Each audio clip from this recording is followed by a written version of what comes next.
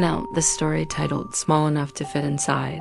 The first time Oliver mentioned his imaginary friend, his mother thought it was cute.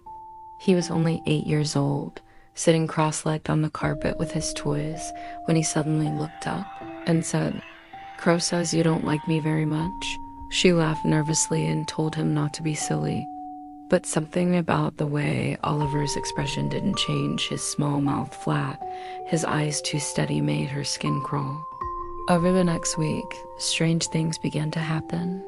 Oliver stopped playing with his toys and spent hours staring into the corner of his room, nodding as if listening to someone speak. The family dog, once inseparable from him, now barked and growled outside his door but refused to go in.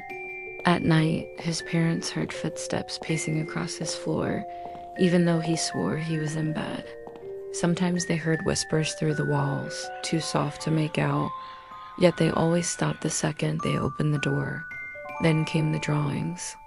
At first they were just stick figures, but they quickly turned grotesque black ink smudges with hollow eyes and twisted limbs, towering over tiny figures of his family lying in red crayon pools. When his father tried to throw them away, Oliver screamed, a sound so shrill and animal it made the light bulbs rattle. "Crow says you can't take them," he hissed. They belonged to him. The house itself began to feel wrong. Lights flickered, cold spots crept down the hallway, and objects moved ever so slightly when no one was looking. Oliver grew pale and thin, dark circles under his eyes like bruises. He barely ate. When his mother begged him to tell her who Crow was, he simply smiled. "He's been here longer than me," he whispered.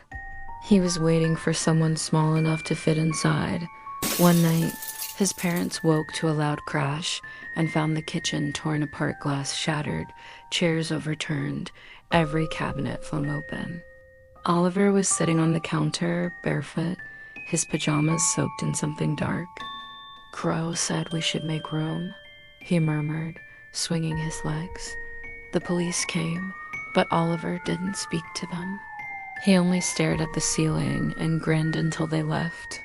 His parents tried everything: therapy, medication, even a priest who muttered Latin while flinging holy water down the hallway. Oliver laughed through all of it. "Crow doesn't like visitors," he said afterward. "Next time he'll hide better." That night, his mother woke to the feeling of someone breathing inches from her face, though the room was empty. The final night was quiet, too quiet. Oliver went to bed early. His parents stayed up late, exhausted and afraid, listening to the ticking of the hallway clock. Just past 3, the power went out.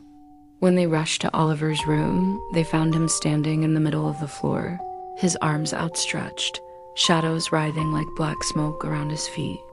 The walls bulged as though something enormous was pushing from the inside out. His eyes were completely black. "Crow says I don't need to be Oliver anymore," he said softly, almost tenderly. The shadows lunged. The house screamed. By morning, the house was silent. The power came back on by itself. The police found nothing but empty rooms, the walls charred black from floor to ceiling. In the middle of Oliver's bedroom, carved into the floorboards, was something sharp, were the words, "Small enough to fit inside." If you enjoyed this video, please hit the thumbs up button. As always, thanks for watching. Remember to subscribe and leave a comment below.